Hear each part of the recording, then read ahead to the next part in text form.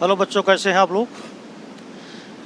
देखिए बच्चों, पॉलिनोमियल्स जो चैप्टर था उसका मैंने एक लेक्चर जो स्टार्टिंग में डाला हुआ था उसमें मैंने लिखा था क्लास 9th और 10th दोनों के लिए, है ना। तो 9th और 10th दोनों में पॉलिनोमियल यानी बहुपद है और 10th की मैंने एक्सरसाइज वगैरह करवा दी। आज मैं 9th की एक्सरसाइज करवाऊँगा। NCERT की बुक्स मेरे पास है, तो अगर आपके पास NCERT की बुक हो तो आप उसे अपने सामने रखें। हालांकि मैं सारे क्वेश्चन यहाँ पर बताता जाऊँगा कि कौन सा क्वेश्चन क्या कह रहा है, फिर भी अगर आप किताब रखें तो ज़्यादा उचित होगा। दूसरी चीज़ ये मैं आपको बताना चाहता हूँ कि जो पॉलिनोमियल है उसमें जितने भी डिफिनीशंस हैं वो 9th 10th में बिल्कुल कॉमन है, कोई अंतर नहीं है। एक्सरसाइज उनकी अलग अलग हैं, वो मैं करवा दे रहा हूँ। और एक चीज़ आपको और बता दूँ कि हिंदी मीडियम और इंग्लिश मीडियम ये दोनों के लिए लेक्चर एक ही लेक्चर होगा, इसलिए हिंदी मीडियम वाले अपना हिंदी का सुने और अंग्रेजी मीडियम वाले अंग्रेजी का सुने। तो जो पहली एक्सरसाइज है ना 2.1, उसमें जो क्वेश्चन लिखा हुआ है देखिए, which of the following expressions are polynomials in one variable and which are not, state reason for your answer. तो ये इंग्लिश की बुक NCERT में ये लिखा हुआ है। देखिए इसका मतलब ये होता है कि ये जो हमारे पास इतने पॉलिनोमियल्स कौन कौन इनमें है जो लिखे हुए हैं, इनमें हमको बताना है कि कौन कौन से वन वेरिएबल पॉलिनोमियल है, नहीं एक चर राशि वाले बहुपद बताना है। हिंदी में अगर बात करें तो एक चर राशि वाले बहुपद कौन कौन है इसमें। तो सबसे पहली बात तो आप बहुपद की अगर डिफिनीशन में जाइए तो मेरा पुराना वीडियो आप प्लेलिस्ट में पड़ा हुआ है उसे देखें। यहाँ पर मैं आपको बता दूँ कि बहुपद के होने के लिए, पॉलिनोमियल होने के लिए 3 शर्तें थीं। पहली शर्त ये थी कि अगर एक ही चर राशि होगी यानी वन वेरिएबल होना चाहिए। वन वेरिएबल जिसको हिंदी में कहते हैं एक चर होना चाहिए। तो एक चर के अलावा अगर आपको 2 चर दिखते हैं तो फिर वो पॉलिनोमियल तो है ही नहीं। दूसरी चीज़ आप ये ध्यान रखना कि जो पावर होगी, ये मैं बता चुका हूँ पहले, पावर होगी वो non negative integer, non negative integer ये भी मैं बता चुका हूँ। यानी इसमें जो घात होगी वो अशून्य पूर्णांक होगी। पूर्णांक होगी यानी कि नॉन निगेटिव इंटीजर का मतलब क्या होता है, पूर्णांक होना चाहिए और निगेटिव नहीं होना चाहिए, राइट है ना। तीसरा जो कोफिशिएंट ऑफ वेरिएबल होगा वो रियल नंबर होगा, है ना, यानी जो उसका गुणांक होगा चर का वो वास्तविक संख्या होनी चाहिए। तो ये जो पहला क्वेश्चन है आप इसमें सबसे पहले जरा पहले वाले को चेक करो, राइट है ना। पहला वाला क्या लिखा है, 4x² - 3x + 7। तो देखो इसमें जो वेरिएबल है वो x है, तो यहाँ x² है, यहाँ भी x है, राइट है। इसका मतलब कि इसमें एक चर राशि है, राइट। जो गुणांक है वो रियल नंबर है, कोफिशिएंट हैं वो रियल नंबर हैं। तो इसका मतलब ये हो गया कि ये वन वेरिएबल पॉलिनोमियल हो गया, यानी पहला तो पॉलिनोमियल हुआ, यानी पहले का आंसर हुआ हाँ, राइट हुआ। अगर दूसरा नंबर देखो तो दूसरे नंबर में y² + √2 है, y² + √2 है, तो इसमें भी वन वेरिएबल है, एक ही चर राशि है। ये देखिए वन वेरिएबल y है, उसके ऊपर पावर स्क्वायर है, तो हमें उससे कोई प्रॉब्लम नहीं है, ये भी पॉलिनोमियल हो गया, बहुपद हो गया। तीसरा नंबर देखो तो तीसरे नंबर में 3√t लिखा हुआ है और +t √2 है। अब अगर आप 3 और √t का मतलब क्या होता है, t⁻1/2, तो आप जब इसको t⁻1/2 लिखोगे तो ये इंटीजर नहीं है, जबकि इसे इंटीजर होना चाहिए, पूर्णांक होना चाहिए, तो ये पूर्णांक नहीं है, इसलिए ये बहुपद ही नहीं है।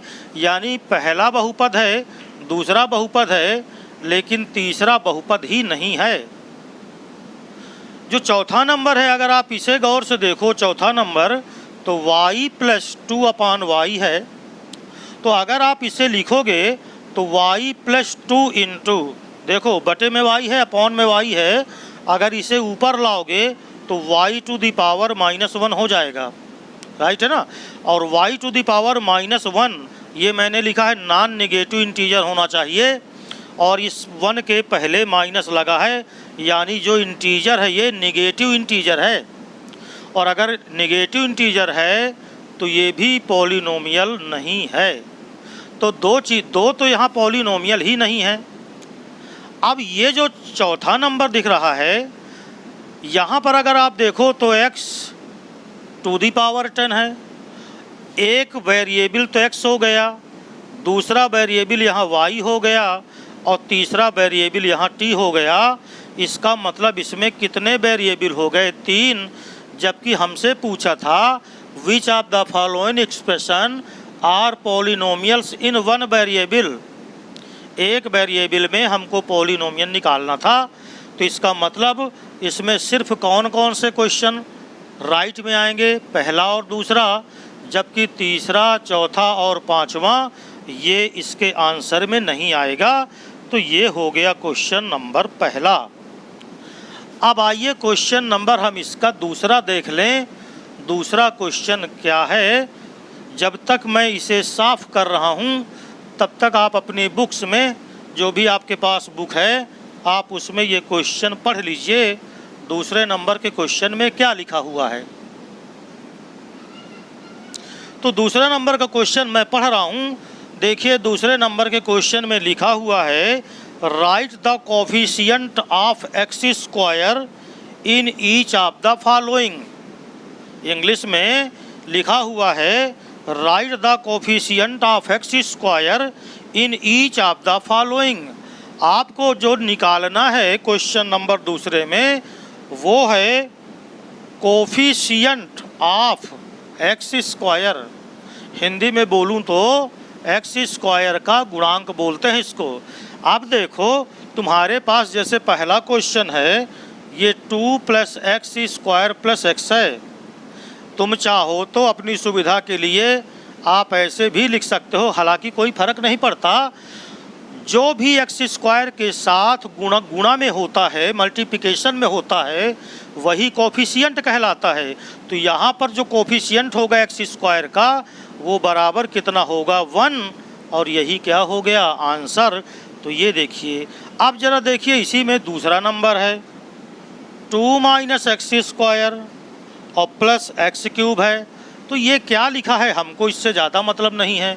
हमको तो चाहिए कि x² का कोफिशिएंट क्या है, तो x² के साथ 1 यहाँ नहीं है तो माना जाएगा। मगर पहले जो इसका साइन है वो माइनस है, इसका मतलब इसका आंसर क्या हो जाएगा? -1।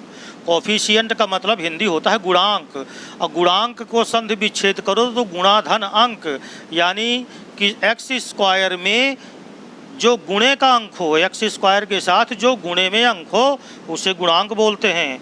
जरा तीसरा नंबर देखो, π/2 × x² + π। तो ये देखिए x² का गुणांक हो गया π/2। इसके बाद चौथा नंबर अगर आप देखो तो √2 x - 1। तो ये देखिए x यहाँ है ही नहीं है। जल्दीबाजी नहीं करो भाई, नहीं गलत हो जाएगा। यहाँ पर जो लिखा हुआ है वो लिखा है √2 × x + -1 सॉरी। तो जब यहाँ x² है ही नहीं तो इसका मतलब कि x² का कोफिशिएंट यहाँ पर बराबर कितना होगा? 0। तो जब कोई पद ही नहीं है, जब कोई पद ही नहीं है तो उसका कोफिशिएंट क्या हो जाएगा? 0। अब कह रहा है क्वेश्चन नंबर तीसरा, समझते जाइएगा भैया, ये ज़्यादा बड़े क्वेश्चन नहीं है, आप इनको लगाओ चाहे ना लगाओ, आप ये क्वेश्चन केवल समझ लीजिए, समझ करके आप कर सकते हैं। और मैं आपको सलाह दूंगा कि आप R.D. शर्मा की बुक्स पढ़ें। R.D. शर्मा की बुक्स आपके लिए सबसे बेहतर होगी। तीसरा क्वेश्चन है give 1 example each of A binomial of degree 35। कह रहा है give 1 example each of A binomial. दो पद का प्रसार करना है। बाइनोमियल माने होता है 2 पद वाला, 2 टर्म्स वाला। और कह रहा है डिग्री उसकी 35 हो।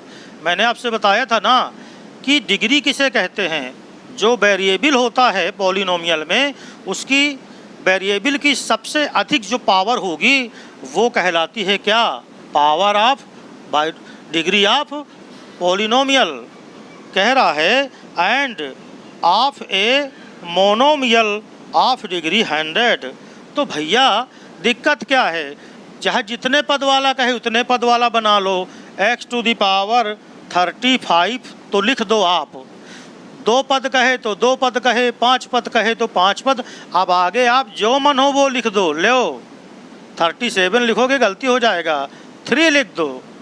यानी 35 से कम पावर वाला कोई भी आप लिख सकते हैं पद, कोई दिक्कत नहीं है।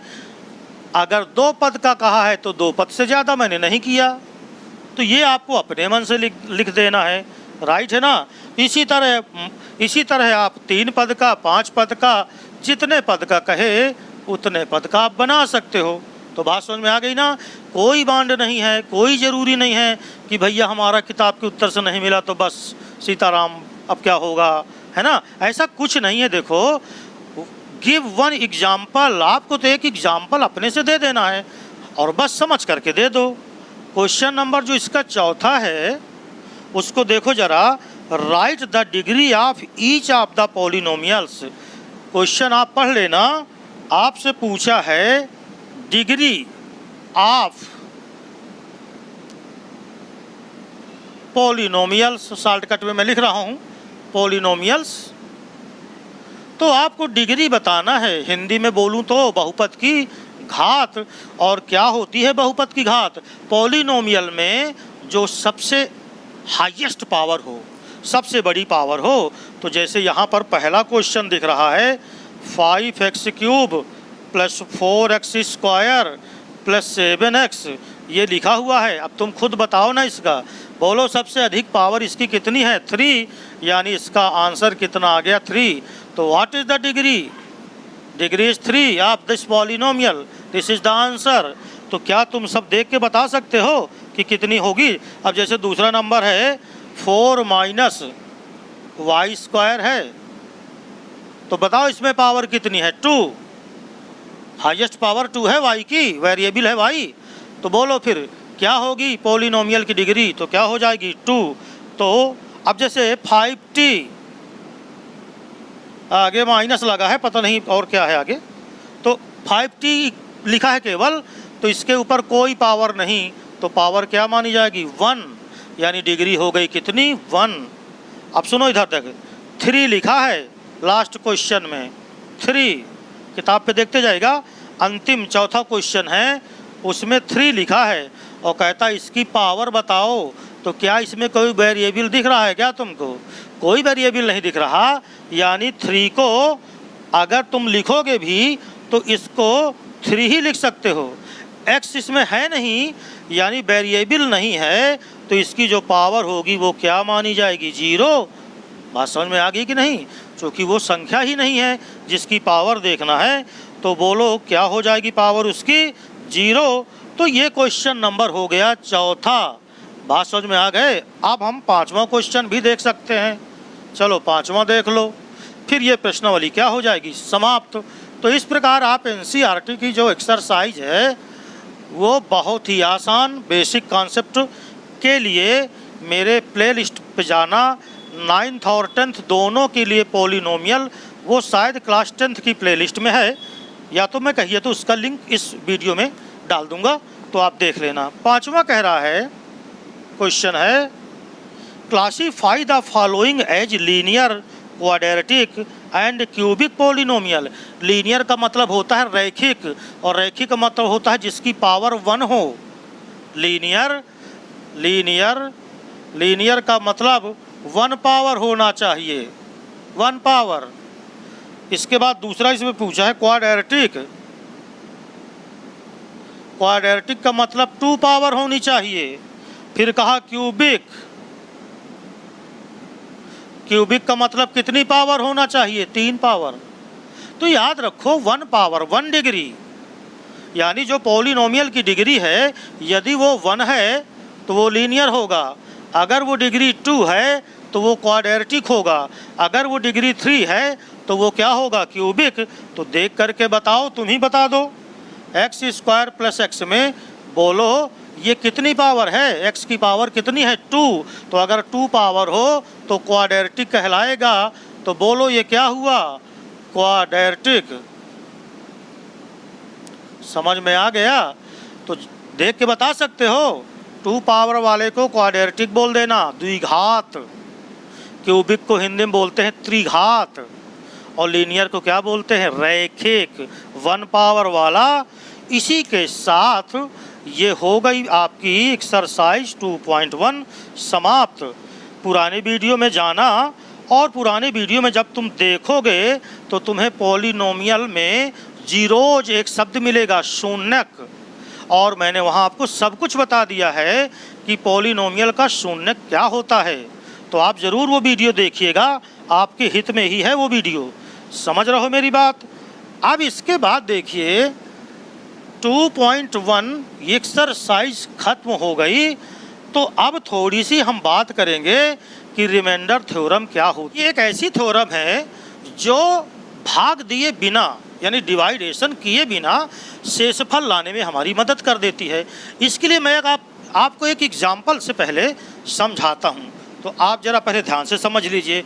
जैसे मान लीजिए हमारे पास एक पॉलिनोमियल है, वो है 3x to the power 4 minus 4x cube minus 3x minus 1, और इसे डिवाइड किया जाता है, और वो है x माइनस 1। बात समझ में आ गई? तो रिमाइंडर क्या आएगा ये चेक करते हैं। चलिए देखते हैं ज़रा, भाग दीजिए। x माइनस 1 ये लिखा मैंने, 3x to the power 4 minus 4x cube minus का 3x माइनस 1। हमें डिवाइड करना है x माइनस 1 से। तो क्लास 8th में जो आप डिवाइड करना सीखे हो वही विधि से में लगा देना है। तो x माइनस 1 से जब डिवाइड करोगे तो 3x क्यूब, देख लीजिए तो क्या आएगा, ये 3x to the power 4, right है ना। और फिर 1 में करोगे तो 3x क्यूब आएगा। अब देखो ये माइनस हो गया और ये प्लस हो गया, तो ये कैंसिल हो गया। यहाँ क्या बचेगा, माइनस का x क्यूब बचा, माइनस 3x और आपने ले लिया, राइट है ना। अब कितनी बार जाएगा, तो माइनस एक्स स्क्वायर, राइट है। तो क्या आएगा, माइनस एक्स क्यूब, राइट है। और प्लस का क्या आएगा, एक्स स्क्वायर। समझते जाइएगा। तो ये प्लस हो गया, ये माइनस हो गया, तो ये कैंसिल हो गया। अब यहाँ बताओ एक्स स्क्वायर तो कहीं है नहीं, तो एक्स स्क्वायर माइनस 3x और माइनस 1 और ले लो। अब फिर से आप डिवाइड करो तो कितनी बार जाएगा, बोलो, प्लस x बार गया। अब x से तुमने गुणा किया तो एक्स स्क्वायर और माइनस का कितना, x, राइट है। अब देखो जरा इधर कितना आया, ये तो कैंसिल हो गया, माइनस, ये प्लस हो गया, है ना, ये प्लस हो गया। तो जब ये प्लस हो गया तो कितना बचेगा यहाँ, माइनस का कितना 2x और माइनस कितना 1, यही बचेगा, बताएं। जब यही बचेगा तो अब देखो -2 यहाँ आया। अब -2 से करोगे तो ये -2x आएगा, और माइनस माइनस माइनस प्लस का कितना आएगा 2। देख लो जरा एक बार फिर से, चलो चेक कर लेते हैं, पूरा भाग देना। x माइनस 1 से कितनी बार गया, 3x क्यूब आया। जब 3x क्यूब आया तो 3x to the power 4 minus 3x cube, right है, कैंसिल किया। तो जब कैंसिल किया तो यहाँ पर क्या बचा, ये प्लस का था, ये माइनस का, तो माइनस एक्स क्यूब आया, राइट है ना। माइनस का एक्स क्यूब बचा, फिर माइनस का 3x लिया। अब कितनी बार गया, माइनस एक्स स्क्वायर, तो माइनस एक्स क्यूब और माइनस माइनस यहाँ प्लस एक्स का स्क्वायर, ठीक है ना। तो ये प्लस का हो गया, ये माइनस का हो गया। तो देखो ये माइनस का एक्स स्क्वायर और माइनस का 3x, बोलो बात समझ में आ गई। ये माइनस का एक्स स्क्वायर हो गया, तो यहाँ माइनस होना चाहिए था, ये देखो ना, प्लस का था तो काहे का हो गया, माइनस का। तो minus x square minus 3x और माइनस 1 ले लिया। अब कितने, अब क्या करोगे, देखो ये प्लस एक्स नहीं बल्कि यहाँ माइनस एक्स आएगा। तो माइनस एक्स किया, तो माइनस का एक्स स्क्वायर और माइनस माइनस प्लस का एक्स यहाँ। अब चिन्ह बदलोगे तो ये प्लस और ये माइनस, तो ये कैंसिल हो गया। अब देखो इधर माइनस का 4x हो गया, यहाँ थोड़ा गलत हो गया था, माइनस का 4x और फिर -1, तो अब ये माइनस का 4 बार जाएगा, तो माइनस का 4x यहाँ हो गया और यहाँ प्लस का 4। अब जब काटोगे तो ये प्लस ये माइनस, तो ये कैंसिल, -1 और -4, तो यहाँ जो बचा शेष फल वो माइनस का 5, ये रिमाइंडर आया। यानी कि अगर तुमसे कहा जाए कि इससे डिवाइड करने पर कितना रिमाइंडर आएगा, तो आप जो है इतना भाग दोगे और फिर कहोगे कि देखिए सर माइनस का 5 आ रहा है। लेकिन रिमाइंडर थ्योरम क्या करती है, रिमाइंडर थ्योरम आपको सहायता प्रदान करती है सीधे रिमाइंडर लाने में, लेकिन याद रखना रिमाइंडर जब लाओगे तो उसमें केवल रिमाइंडर ही आएगा, बाकी डिविज़र और कोशिएंट ये दोनों नहीं आएंगे, केवल रिमाइंडर आएगा। अब देखो ये जो -5 रिमाइंडर आया, इसको लाने का एक और तरीका क्या था। आपके पास जो px लिखा हुआ है ये बराबर है 3x to the power 4 minus 4x cube minus 3x minus 1 है। x माइनस 1 से डिवाइड करना है तो आप p1 रखो। मैंने क्या कहा था, if px is divided by x minus A then pa is remainder. तो देखो x माइनस ए था, यहाँ x माइनस 1 है, किससे डिवाइड कर रहे हो, कहाँ गया, ये x माइनस 1 है, तो रखो फिर, तो 3 1 टू द पावर 4 माइनस का 4 1 क्यूब आया, फिर माइनस का 3 1 आया और -1। तो देखो ये 3 ये -4 ये -3 ये -1, तो बोलो कितना रिमाइंडर आया, -4 -1, तो माइनस का कितना आ गया 5, और यहाँ भी कितना आ रहा है माइनस का 5, यानी भाग दिया तब भी रिमाइंडर आया कितना, -5, और जो रिमाइंडर की थ्योरम है उसको भी लगाया तो भी आ गया कितना, -5। तो अगर सीधे रिमाइंडर ज्ञात करना है तो आपको रिमाइंडर थ्योरम लगा देना चाहिए, जिससे आप सीधे उसका आंसर प्राप्त कर लें। अब जरा सुनो एक बात और, ये तो आपने एग्जाम्पल से समझ लिया, मगर इसमें एक पॉइंट मैं आपको और बता देता हूँ, उसको भी आप चाहें तो नोट कर लें, और वो पॉइंट क्वेश्चन लगाने में बहुत आपकी मदद करेगा। वो पॉइंट है क्या, देखो तो एक पॉइंट यहाँ पर मैं आपको बता रहा हूँ कि if px is divided by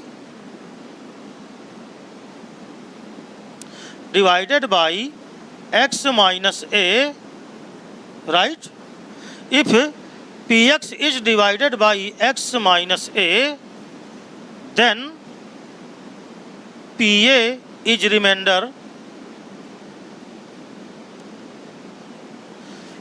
if pa is equal to 0।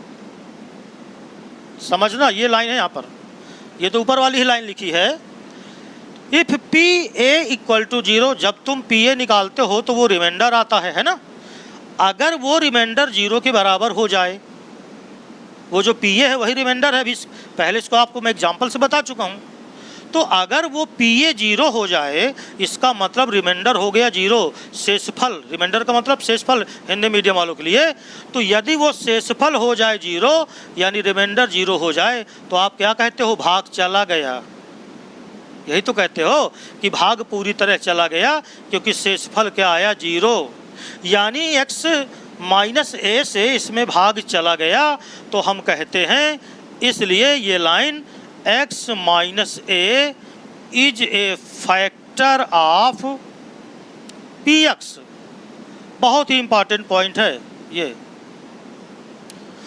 यानी कि इसकी हिंदी में बता दूं, यदि px में x माइनस ए रखने पर जो pa आए वो 0 आ जाए, समझ गए ना, तो हम कहते हैं कि x minus A is a factor of px, Hindi में कहें तो x माइनस ए px का एक गुणनखंड है, x माइनस ए px का एक क्या है, गुणनखंड है। अब तुम सोच रहे होगे कि फैक्टर या गुणनखंड क्यों है, तो ज़रा इधर समझो, एक चीज़ और मैं तुम्हें बताऊं। अगर मैं आपसे कहूं कि 15 के गुणनखंड करो यानी फैक्टर करो, तो आप क्या करोगे 1 × 3 × 5। तो तुमसे कोई पूछते, अगर तुमसे कोई कहे कि बताओ फैक्टर क्या होता है, क्या चीज़ है फैक्टर, तो फैक्टर का मतलब ये होता है कि यदि वे फैक्टर 15 के तीनों हैं तो तीनों से अगर 15 में डिवाइड किया जाएगा तो शेषफल क्या आएगा, 0 आएगा, रिमाइंडर क्या आएगा, 0 आएगा। अगर 3 से डिवाइड करो 15 में तो रिमाइंडर 0, आपको मालूम है 5 से डिवाइड करोगे तो रिमाइंडर क्या आएगा, 0, और 1 से भाग दोगे तो वो तो 0 आएगा ही आएगा। तो आपको इतनी बात समझ में आ गई है ना। तो इसका मतलब x - a is a factor, अर्थात 3 is a factor of 15, 5 is a factor of 15, यानी ये सब फैक्टर हैं। तो अब आपको मैं एक चीज़ और बता दूं, एक पॉइंट जिसे आप ध्यान से सुनो, क्योंकि जो प्रश्नावली करोगे, जब क्वेश्चन तुम लगाओगे तो ये बहुत ही काम देंगे और बहुत ही आपके लिए उपयोगी चीज़ है। तो मैं एक पॉइंट यहाँ पर आपको फिर से लिखाने वाला हूँ, आप चाहो तो लिख लो उसे ध्यान से। वो पॉइंट क्या है ज़रा सुनो। अगर ये कहा जाए कि if x - a is a factor of, if x - a is a factor of px, और px क्या है, पॉलिनोमियल, बहुपद। यदि x - a, हिंदी में बोल रहा हूँ, px का एक गुणनखंड है, ये हिंदी में, तो यदि x - a px का एक गुणनखंड है, this implies that pa will be always 0। बहुत इंपॉर्टेंट है ये बात, समझ में आ गई। यदि x - a px का एक फैक्टर है तो pa निकालोगे तो वो 0 ही होगा। तो यदि आपको कभी कोई क्वेश्चन ऐसे पूछता है कि x - 2 इसका एक गुणनखंड है, किसी पॉलिनोमियल का एक गुणनखंड है, तो आपको तुरंत कहना है इसलिए p2 = 0। यानी कोई आपसे, किसी से आपको कुछ भी पूछने की ज़रूरत नहीं है, आप सीधे लिख देना कि p2 = 0। तो बात समझ में आ गई। तो ये मैंने आपको रिमाइंडर थ्योरम बहुत ही विस्तार से बताया है। अब इस रिमाइंडर थ्योरम के ऊपर पूरी जो एक्सरसाइज है वो है 2.3 है। तो 2.3 के पहले 2.2 भी देख लेंगे। और चलिए शुरू करते हैं अब हम एक्सरसाइज 2.2 बहुत ही आसान है ना। तो क्वेश्चन नंबर पहला है, find the value of the polynomial 5x - 4x² + 3 at x = 0, -1, 2। तो देखो हिंदी में क्वेश्चन, आपकी किताब अगर हो तो आप उसको देख लो, नहीं तो मैं बोले देता हूँ कि आपके पास एक पॉलिनोमियल दिया है, बहुपद। तो चलिए उस बहुपद का नाम हम px लिखे लेते हैं। तो लेट px = 5x - 4x² + 3। हालांकि हमारी आदत है ये होनी चाहिए कि माइनस का हम 4x² यानी जो पावर ज़्यादा होती से पहले लिख लें, प्लस 5x और +3 ये लिख लिया। अब कह रहा है इस पॉलिनोमियल की वैल्यू ज्ञात करो तब जब x = 0 हो, x = -1 हो और x = 2 हो। तो पहला देखो, यदि तुमने कहा x = 0, इसका मतलब x की जगह 0 रख दो, तो p 0 है, तुम्हें ज्ञात करना है। तो p 0 का मतलब 5 × 0। अब जहाँ जहाँ तुमको x दिखाई दे वहाँ वहाँ 0 रखते चले जाओ। तो 4, 0 का स्क्वायर प्लस का कितना 3। तो इस तरह से बहुत ही आसान है। तो ये आ गया 0 - 0 + 3 और दिस = कितना 3। अब अगर कहता है -1 निकालो तो p -1, तो जहाँ जहाँ x हो वहाँ रखते चले जाओ। तो -4 × -1² + 5 × -1 और प्लस कितना 3। -1 का स्क्वायर तो आप जानते हो +1 ही होगा और -4 में गुणा करोगे तो -4 आ गया। तो -4 - 5 + 3 तो बोलो माइनस का कितना आ गया, 6 आ गया, तो ये आंसर हो गया। तो इसी तरह हम चाहेंगे कि आप x बराबर 2 वाला कर लो, ठीक है ना, आसान सा। आइए इसका दूसरा क्वेश्चन जल्दी से दिखा देता हूँ मैं आपको। और दूसरा क्वेश्चन तो बिल्कुल यही है जो मैंने तुम्हें पहले में कर दिया, तो इसीलिए एक्सरसाइज बहुत ही आसान है। तो अगर आप चाहो तो इन्हें 10-15 मिनट घर में बैठ जाओ एक बार और बस एक बार में सब समाप्त करो, है ना। तो देखिए दूसरा क्वेश्चन क्या है, आइए दूसरा क्वेश्चन देख लेते हैं। Find P0, find P0। अब देखो अभी मैं निकाल रहा था ना यही सब, P1 P2 ये सब ज्ञात करना है तुम्हें शॉर्टकट में। और जो पहला क्वेश्चन दिया है उसमें दिया है Py equal to y square minus y और प्लस क्या है 1।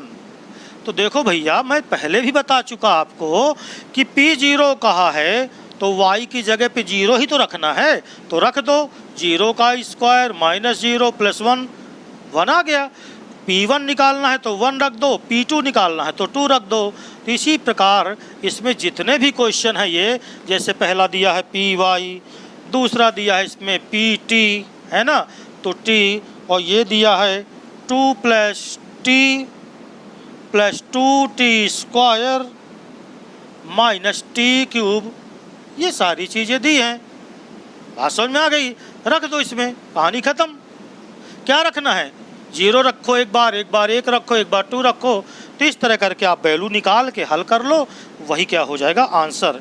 तीसरा क्वेश्चन देख लो, तीसरा क्वेश्चन क्या है इसमें वो भी मैं आपको बता देता हूँ। चलिए तीसरा क्वेश्चन देखे लेते हैं। वेरीफाई, क्वेश्चन में लिखा है verify whether the following are zero of the polynomial indicated against them, right है। तो अब अगर इसकी हिंदी में तुम्हें पढ़ के सुनाऊं तो कह रहा है सत्यापित करो, वेरीफाई माने सत्यापित करो कि जो नीचे आपके px लिखे हैं बहुपद, उनका जो सामने लिखा है x का मान वो जीरोज है कि नहीं। तो जरा समझो, इसके पहले का वीडियो अगर आप देख लेते तो ये सब कुछ आप अपने मन से कर लेते, कोई दिक्कत नहीं थी। देखिए px ये दिया है 3x + 1 और x = -1/3 है। जीरोज क्या होते हैं, x की जो वैल्यू इस पॉलिनोमियल को जीरो बना दे वो जीरोज कहलाते हैं। हिंदी में क्या बोलते हैं, शून्यक। तो देखो अगर मैं यहाँ पर p -1/3 रख दूँ x की जगह पे, तो देखो क्या आएगा 3 × -1/3 और प्लस कितना 1, तो ये आएगा -1 + 1 और क्या आ गया 0 आया। जैसे ही 0 आया तो आपने कहा इस therefore x = -1/3 is 0 of px = 3x + 1। Hindi में बोलूँ तो x बराबर -1/3 दिए गए px का एक शून्यक है, बस कहानी ख़त्म। तो बात समझ में आ गई कि नहीं आ गई। अब इसमें आपको लगता होगा अभी सर जी तो पहला सरल बता देते हैं और आगे तो कठिन है तो उनको बताते नहीं हैं। तो चलो मैं कठिन वाला बता देता हूँ, तुम सरल वाला कर लेना, ठीक है। तो आइए और देख लेते हैं इसी क्वेश्चन को। और उसमें जैसे तीसरे का मैंने पहला बताया था, चलो तुम कौन सा तीसरे का चाहोगे कि मैं बता दूं, बोलो कौन सा बता दूं। और छठवां बताता हूँ, देखना इधर। सबसे पहले तो मैं चौथा ही बता देता हूँ। देखो इधर px ये दिया है x + 1 x - 2 और देखो x की दो वैल्यू दी हैं -1 और 2 दिया है। बताओ कहता है कौन से जीरो हैं इनमें, क्या दोनों हैं या कौन है। तो तुम क्या करो कि निकालो p -1, p x की जगह -1, ये देखो तो क्या आएगा बोलो -1 + 1, फिर यहाँ क्या आएगा -1 - 2। तो तुम्हें सिर्फ x की जगह पे -1 ही तो रखना है, तो ये कैंसिल हुआ। तो 0 × -3 दिस इज इक्वल टू 0। जैसे ही 0 आया तो आपने कहा कि x = -1 is zeros of x is 0 of x, यानी जो इस px है उसका ये क्या है 0 है। अच्छा ये भी तुम्हें सरल लग रहा है क्या? एक और चलो छठवां देख लो। छठवां बाकी सब आपको करना है, ध्यान रखना भाई। छठवां है P X equal to L X plus M, X equal to है माइनस एम बाई एल। मैं तुमसे कह रहा हूं कि जहां एक्स दिखे वहां वैल्यू रख दो, अपने आप आंसर आ जाएगा। तो P minus M by L, तो L इंटू एक्स की जगह पे रखो minus M by L plus M. अब जब ये इंटू में चिन्ह है तो ये तो कैंसिल हो जाएगा, तो माइनस एम प्लस एम, बोलो कितना है? 0। अर्थात जैसे ही 0 आ जाए तो यह हिंदी में बोलेंगे शून्यक है और अंग्रेजी में बोलेंगे कि यह एक क्या है? 0 है। अच्छा अंडर रूट से डरते हो क्या?